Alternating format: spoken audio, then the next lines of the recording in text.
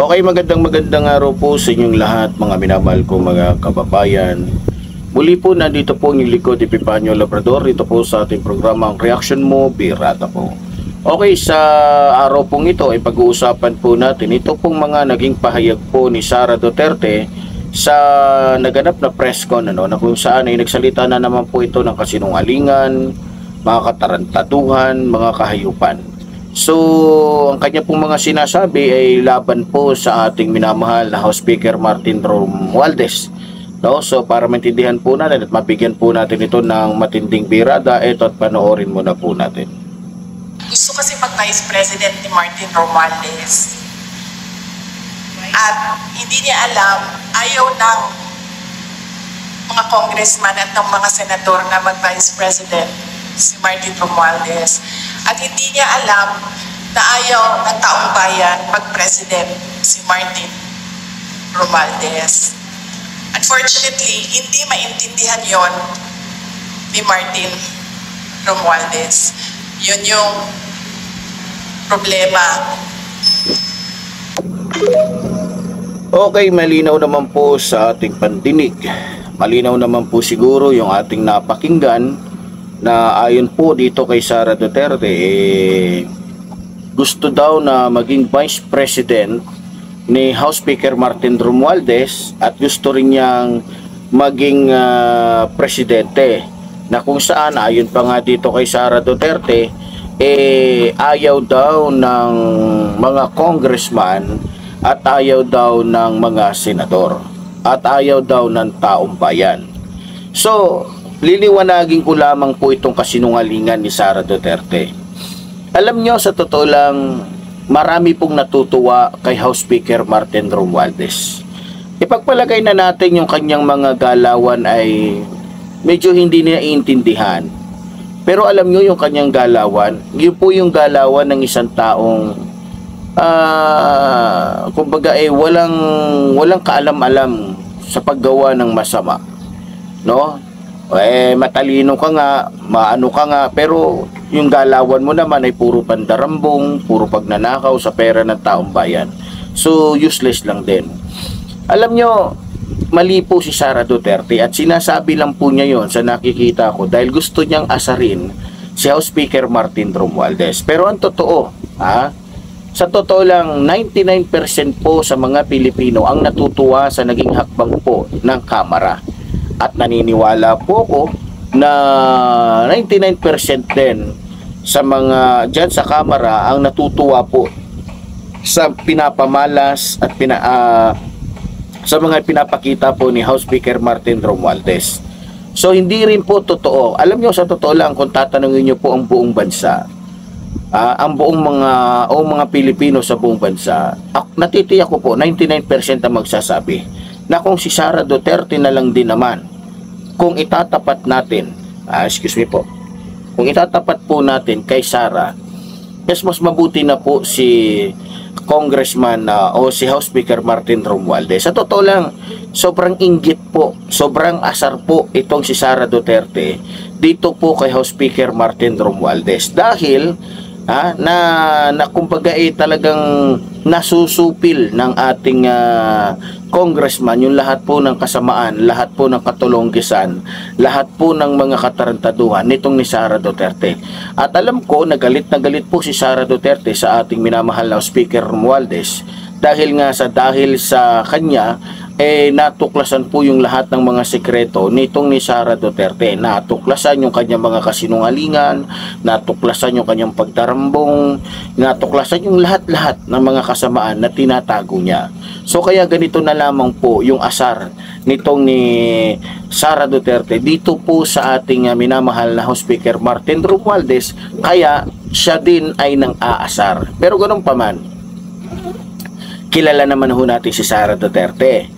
Unang-una, ang isip po ni Sara Duterte ay batang isip, di ba? So kilala naman natin 'yan. Pangalawa, may ugali ito na may pagka-spoil. Kaya nga yung kanyang mga galawan, yung kanyang mga sinasabi at mga ginagawa ay mga kumbaga ay mga discarding discarding wala sa isip, no? Discarding batang isip. So, yan po ang ano yan.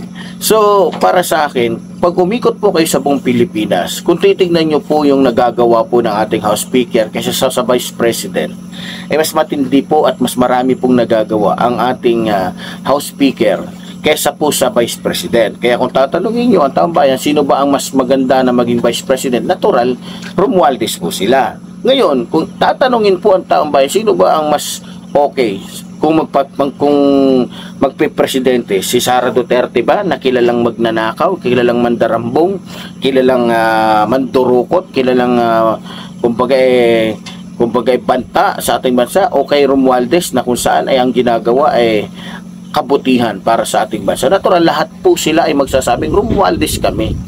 At hindi na natin pagtatakahan yan, at hindi nakataka-taka kung bakit ang mga Pilipino mas pipiliin nila si Romualdez. Bakit? Nasa tamang pag-iisip po ang karamihang mga Pilipino. Hindi po katulad ni Sara na laging bangag dahil lagi pong nagsasyaku. 'Di ba? So, para po sa akin, mga minamahal ko mga kababayan, kung ang pag-uusapan po ay kagalingan, kahusayan sa pagsiservisyo sa taong bayan, ay napakalayo po ni Sara Duterte.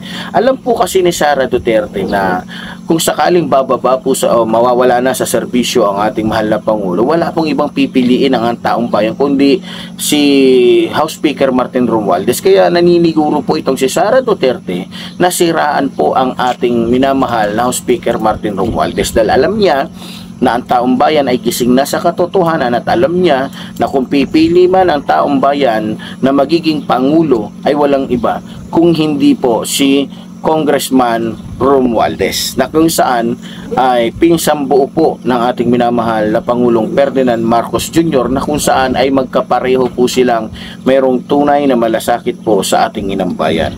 So ngayon, gaano po ba ni Sara mapapatunayan yung sinasabi niya na ayaw ng mga Pilipino sa ating mahal na House Speaker Martin Romualdez? Hindi po niya mapapatunayan yon. Sa totoo lang, 99% ang sang-ayon sa ginagawa po ng Kamara, o sang-ayon sa ginagawa po ng ating mga mambabatas, na kung saan ang kanilang ginagawa ay hindi po para sa kanilang sarili, kundi para sa mga Pilipino na ninanakawan, niloloko, nilalapastangan ng mga Duterte, lalong-lalo na po nitong ni Sara Duterte, na kung saan ginagamit po niya ang kanyang kapangyarihan para lamang po magpayaman na magpayaman. So, kung pupunta po kayo sa parting Bisaya, kung pupunta po kayo sa parting Luzon, pupunta po kayo sa parting Mindanao, isa po ang malakas doon, Marcos at saka Romualdez.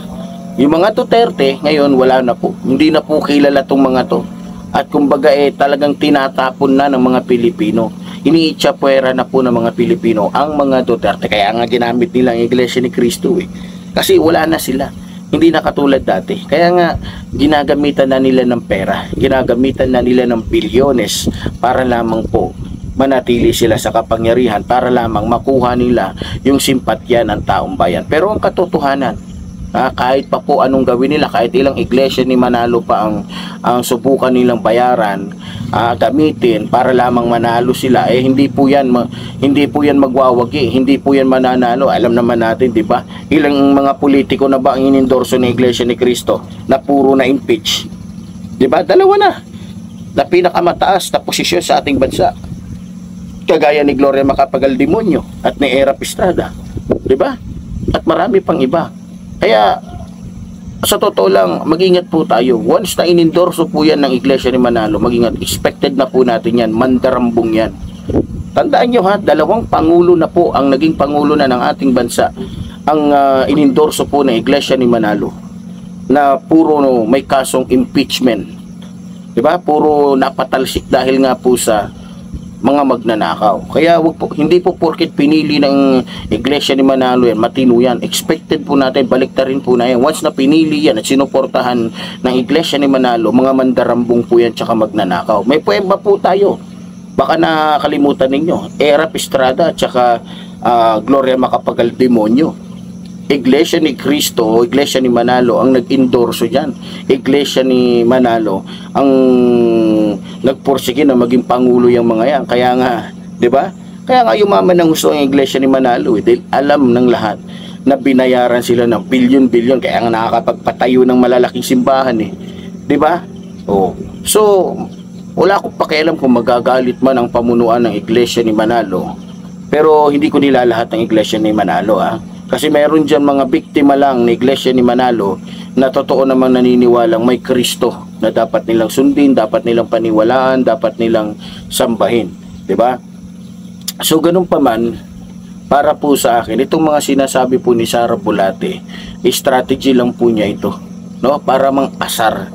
Pero sa katotohanan, hindi po niya maaasar ang ating minamahal na Speaker Martin Romualdez dahil hamak naman na nasa katinuan itong ating minamahal na Speaker Martin Romualdez. Hindi po katulad nitong ni Sara Duterte na laging bangag, kaya nga laging hyper. Kung ano-ano na lang sinasabing pananakot, kung ano-ano na lang sinasabing mga wala namang mga kwenta. So, ganun pa man, mga minamahal ko mga kababayan, kahit ano pang gawin ni Sara Duterte, wala nang maniniwala sa iyo. At kahit kailan, hindi naman katulad mo ang aming minamahal na Speaker Martin Romualdez. Sa totoo lang mga minamahal ko mga kababayan, sinasabi lang po niya yun.